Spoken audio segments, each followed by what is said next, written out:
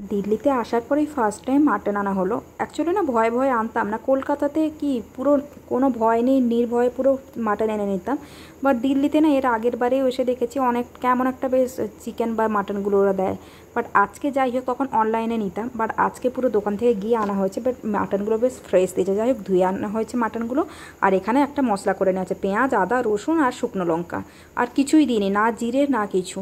তারপরে দেখো মাটনগুলো ভালো করে ধুয়ে এনে এখানে যে মশলাটা পেস্ট করলাম ওটা দিয়ে দিলাম, হলুদ গুঁড়ো আর এটা শুকনো লঙ্কা গুঁড়ো আর ঘরে ভাজা জিরে গুঁড়ো আর পরিমাণ মতো লবণ, আর দিয়ে দিচ্ছি সর্ষে তেল, যেটা না দিলে নয়, ওটা তো দিতেই লাগবে মাটনে বিশেষ করে, বা যে কোনো জিনিসে ম্যারিনেট করার জন্য, চিকেনেও ম্যারিনেট করার জন্য তো সর্ষে তেল দিতেই লাগবে। আর ম্যারিনেট করার সময় যত রাগ ছিল মানে পুরো রাগটা দিয়ে ভালো করে ম্যারিনেট করছি, জানি ম্যারিনেট যদি খারাপ হয় তাহলে মাটনের টেস্ট খারাপ হবে। যখন ম্যারিনেট হয়ে গেছে এবার বন্ধ করে এটা 30 মিনিট রেখে দেবো বাইরে। সাথে সাথে কী করেছি, আলু কেটে নিয়েছি, আলুগুলো খোসাগুলো ছাড়িয়ে নিয়েছি, ভাজা করে নেব। আর এখানে একটা মশলা বানিয়ে নেব, হলুদ গুঁড়ো, কাশ্মীরি লঙ্কা গুঁড়ো আর কী বলে গুঁড়ো গরম মশলা আর লবণ দিয়ে দিয়েছি, দিয়ে একটা জল দিয়ে একটা পেস্ট বানিয়ে নেব। তারপরে দিয়ে দিয়েছি দেখো কড়াইতে হলুদ তেল দিয়ে দিয়েছি, তেল গরম হয়ে যাওয়ার পরে লবণ হলুদ দিয়ে দিয়েছি। এবার পরপর একের পর এক আলুগুলো দেখো কী সুন্দর স্লো মোশনে পরপর যেন চলে যাচ্ছে। যাই হোক আলুগুলো এবার লাল লাল করে ভেজে নেব।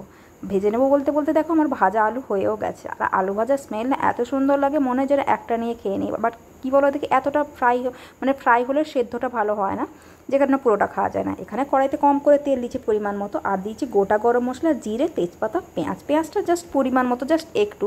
আমি না আজকে মাটনটা দেখবো পুরোটাই কম মশলায় রেডি করব, আর দেখবো কেমন খেতে লাগে। যাই হোক এখানে মশলাটা হালকা ফ্রাই করে নিয়েছি, আর কিছুই দিইনি। তারপরে ম্যারিনেট করা মাটনটা দিয়ে দিচ্ছি, যা স্মেলও বেরোচ্ছিলো, মানে যে ম্যারিনেট করা ছিল এত দারুণ স্মেল।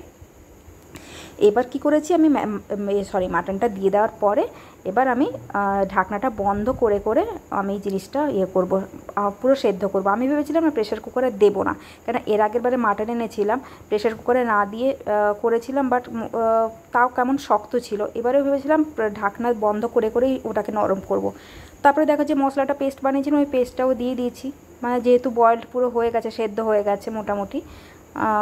দেন আমি কি করব, এবার ঢাকনাটা লাগিয়ে দেবো। দেখো কালারটা কত সুন্দর লাল কালার হয়ে গেছে।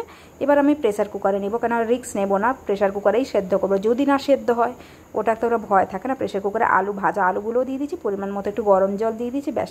এবার আমার 5টা থেকে 6টা সিটি লাগিয়েছি, মাটনটা পুরোটাই সেদ্ধ। আমার না ভয় লাগছিলো যদি না সেদ্ধ হয়, বা সেদ্ধ হয়ে পুরোই যদি গলে যায়, কিন্তু না, থ্যাঙ্কস গড খুব সুন্দর হয়েছিল, যেরকম মানে যথেষ্ট ভালো সেদ্ধ হয়েছিল। এবার দেখো হালকা একটু জল দিয়ে ফুটিয়ে নেবো কড়াইতে। আলু দিইনি, আলুগুলো পুরোটাই নরম হয়ে গেছে একেবারে, যে কারণে আগে আলুগুলো বের করে নিয়েছি আমি। তারপরে জল দিয়ে ভালো করে ফুটিয়ে নিয়ে মাটনগুলো আমি কড়াই থেকে খালি করে নিচ্ছি। আর দেখতে এত সুন্দর হয়েছিল, জানো না তোমাদের কেমন লাগছে, আর খেতে না সেই দারুণ টেস্ট হয়েছিল। তোমরা এই কম মশলা এরকমভাবে একবার বানিয়ে খেও। আমরা না ভাত দিয়ে খেয়েছিলাম, সাথে ছিল স্যালাড। তোমাদের কার কার মাটন খেতে ভালো লাগে অবশ্যই কমেন্ট